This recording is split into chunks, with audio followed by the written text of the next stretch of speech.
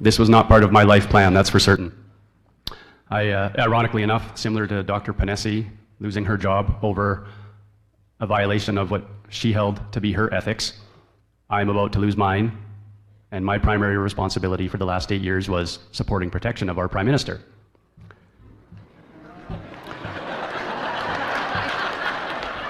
The irony is not lost on me, and probably not lost on him either.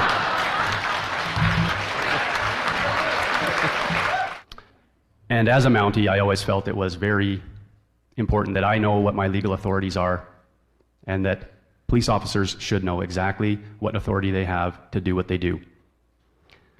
So I've spent a fair amount of time researching the different legislation surrounding what we're currently dealing with, have subsections that detail how both are subject to the Canadian Charter of Rights and Freedoms. And I would like to just read the paragraph 3 of the Emergencies Act to you. Whereas the Governor and Council, in taking such special temporary measures, would be subject to the Canadian Charter of Rights and Freedoms and the Canadian Bill of Rights, and must have regard to the International Covenant on Civil and Political Rights, particularly with respect to those fundamental rights that are not to be limited or abridged, even in a national emergency. I recently heard former Premier of Newfoundland, Brian Peckford, say very clearly that they have failed to demonstrably justify their infringements on our fundamental freedom. There's many, but I'll hit on the key ones that I think are germane to the current situation. Our mobility rights, where every citizen has the right to enter, remain in, and leave Canada. Our legal rights, everyone has the right to life, liberty, and security of person, and the right not to be deprived thereof, except in accordance with the principles of fundamental justice. Section 8, everyone has the right to be secure against unreasonable search or seizure. That's a big one in the police world.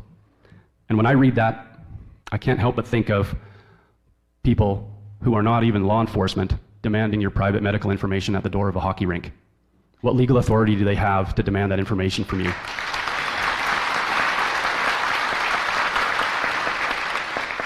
I certainly never had any training or direction in my law enforcement career that indicated to me that I had the right to demand that from someone. In fact, if I wanted to get medical information from a victim of a crime, I had to obtain written consent to deliver to the hospital. Or I had to obtain it by a warrant for a suspect who was potentially involved in a serious violent crime. And the criteria to obtain a DNA warrant, which I have done in my career, is extremely high, the criteria. Everyone has the right not to be arbitrarily detained or imprisoned. So when I read about the secure isolation facility in North Battleford, Saskatchewan, that was very concerning to me. Detailed about how it is meant for people who willfully do not abide by their quarantine when they are deemed contagious. But very little detail as to every individual is equal before and under the law. Excuse me.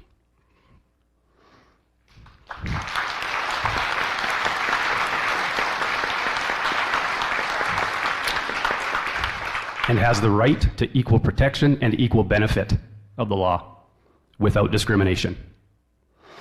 And finally, the most important in my mind is Section 52, where it clearly states that the Constitution, I can't look at you, Piper, is the supreme law of Canada. So I'd like to read my oath of office that I took 15 years ago. I, Daniel Bulford, solemnly swear that I will faithfully, diligently, and impartially execute and perform the duties required of me as a member of the Royal Canadian Mounted Police, and will well and truly obey and perform all lawful orders and instructions that I receive as such, without fear, favor, or affection of or toward any person, so help me God. I cannot be compliant or complicit with federal policies and provincial regulations that I sincerely believe to be unlawful by every measure. It is certainly not the case that the official narrative has demonstrably justified a gigantic overreach into the fundamental freedoms of every citizen of this country. The RCMP's purpose, if you can read this right off of the RCMP website. From coast to coast to coast, at the community, provincial, and territorial and federal levels, we work to prevent crime, enforce the law, We know that the supreme law of this country is the Constitution. We investigate offenses. I can't help but wonder, perhaps offenses of intimidation to our physicians and our scientists, and knowingly withholding life-saving treatment from thousands of Canadians and millions of people globally. We are to keep Canadians and their interests safe and secure. All Canadians, not just a select few. We are to assist Canadians in emergency situations and incidents. So in the context of the pandemic, I've seen us intimidate and arrest Canadians as opposed to assisting them. We've all seen videos. Look at our own history. Other stains on Canada, and the RCMP in particular, things that we have been a part of, carrying out so-called lawful orders. Orders to remove children from their homes to satisfy a government conformity initiative, or the registration and internment of Japanese Canadians during World War II. We're not immune to the stains of history. And I fear we may be repeating past mistakes. In our open letter, under the heading Call to Action to Commissioner Lucky, we have asked her to direct investigators to determine if any criminal acts have been committed in the dissemination of information from federal and provincial health authorities or public figures in positions of trust, thereby putting Canadian lives at risk. To expand on that, I'd like to talk to you about some key points that I recently reviewed from Commissioner Lucky's mandate letter that she received from Minister Goodale. Paragraph 1, the RCMP is responsible to keep Canadians safe and safeguard Canadians' rights and freedoms in an open, inclusive, and democratic society. And it's quoted, "I want to be clear.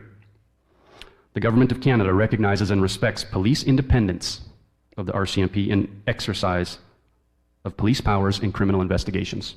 In paragraph 10, at their best, the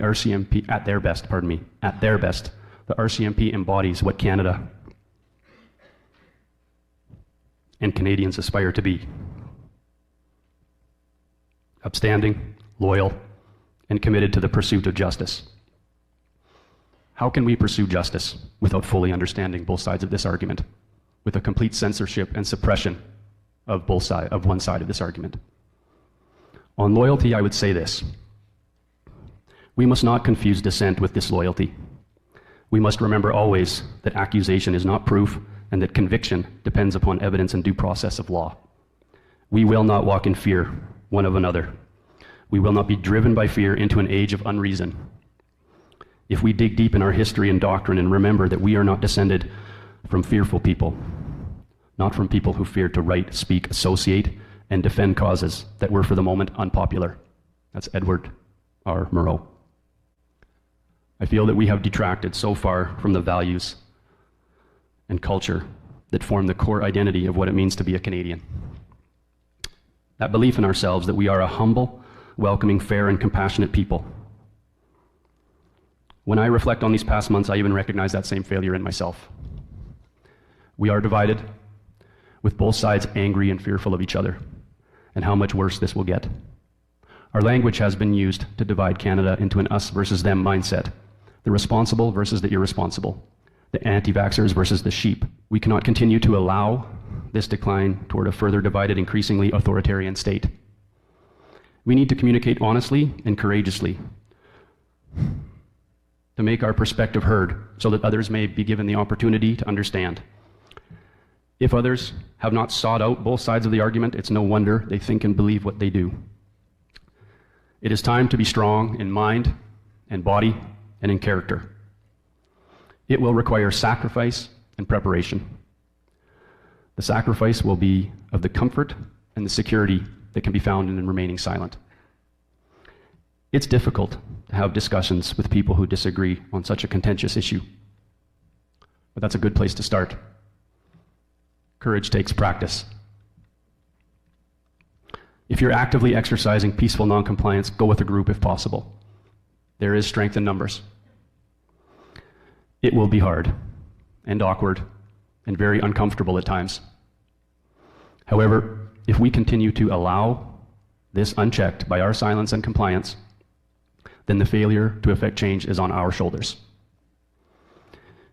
We can live up to the anthem, the true north, strong and free. I have drawn my line in the sand. No more silence and compliance for me.